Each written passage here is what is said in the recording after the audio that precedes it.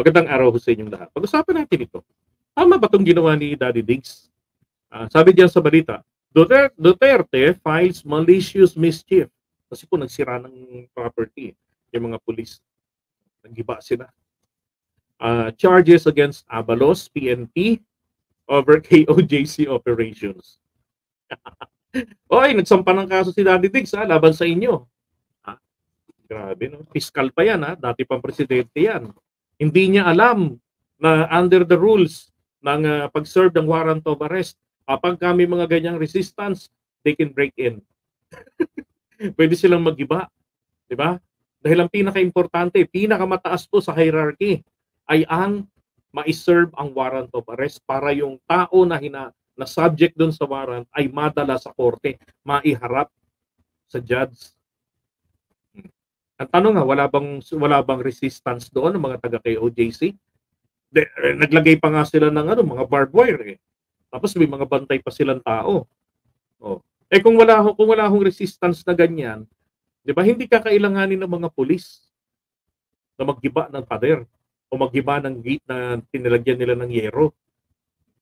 Nung una, ginawa nila yon nung June 10. Ngayon, ginawa na naman nila nitong huli. At yun na nga, tuluyan ng, 'di ba, sumuko etong si Kibuloy dahil po nasuko. So, kumbaga sukol na, wala na siyang way out. So ngayon, etong sinampa ni dating Pangulo ng Duterte, itong kaso na itong malicious mischief, ito palagay ko talaga, tingin ko sigurado ko, ito huy basura lamang ito ng korte. Kasi, sabi ko nga, under the rules, pinapayagan sila ng batas na maggiba kapag may mga ganyang klaseng mga resistance. Now, ano ho ang magiging epekto naman dito kay Duterte? 'Di ba? Na ngayon po sinasabi nila na siya na po ang administrator. Kasi ang pumalit na kay Kibuloy po dahil na-aresto na, ito pong si Jacobo, yung hindi marunong magtagalog kunwari. Yun pala fluent pala managalog. Yun na yung pinaka level na ni Kibuloy, si Jacobo na.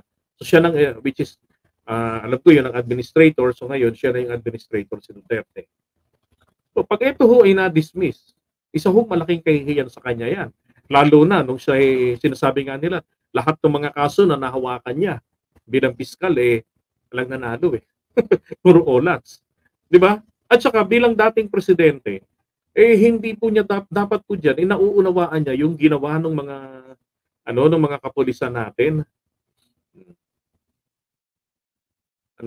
Yung interview ni Katunying kay FL, walang sinabing hindi maganda about Jaime.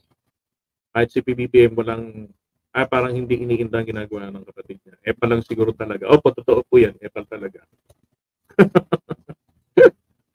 Okay, now going back dito kay dating Pangulong Duterte. This is really frustrating para sa kanya. Hindi ba? Dayan Espiritu Santos. Na pagsampa siya ng ganyang kaso, this is actually a harassment case. Hinaharas niya ang DILG at ang PNP. Bakit niya ginagawa ito? Ano yun? Parang panakot sa kanila?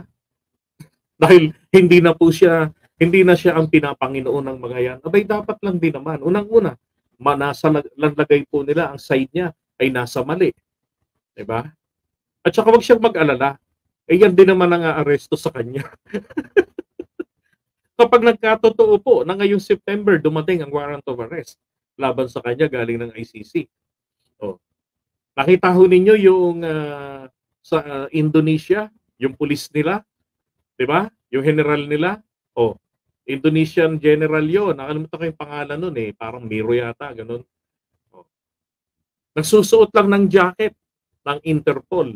Because ang mga local police po natin, ganun din yan. Sila po ay maaatasan na mag-serve bilang bahagi po ng ating responsibility dahil member po tayo ng international police o ng Interpol. So magpapalit lang sila ng uniform.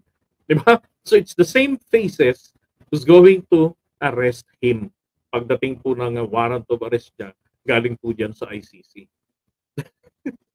So, nako, yari ka Duterte. Grabe. Wala ho talaga sa maling-mali ho ang ginawang ito ni Digong na magsampa ng kaso. Yan. And I don't think so na mas magiging mapapabuti pa sa kamay niya ang kay OJC. Tingin ko lang. Lalo na sila magkakapahiya-pahiya dyan. Sabi, JDB, meron ako napansin na cup niya Agila. Miyembro niya, ang sabi nila, karamihan daw AFP at police. Ano yun? Hindi ko magets. Ano yun? Nakita ko yung kay Kibuloy na merong Agila. Okay, na nakalagay. Akala ko nga hindi ho, baka ho yun ay para sa Task Force Agila ni Ardo Dalisay sa Batang Quiapo. Baka ho doon yun. Nakita ko rin yun may agilang nakalagay. O baka naman binagyan ng sombrerong agila dahil may mga members sila ng Eagles. Di ba? Mga Eagles sila. Alam niyo naman mga Eagles parang kay PBBM din yan. Meron din po siya, Tigor. O, di ba yung mga Tigor at saka mga Eagles. Yan ay mga political organization yan. Okay? Alright, so iwan na natin ito. Pero ako hindi ko talaga pabor. Maling-mali itong ginawang ito ni Duterte na magsampa ng kaso. Ang dapat niya kung ginawa ay ni-restore na lang yung pader kinahay.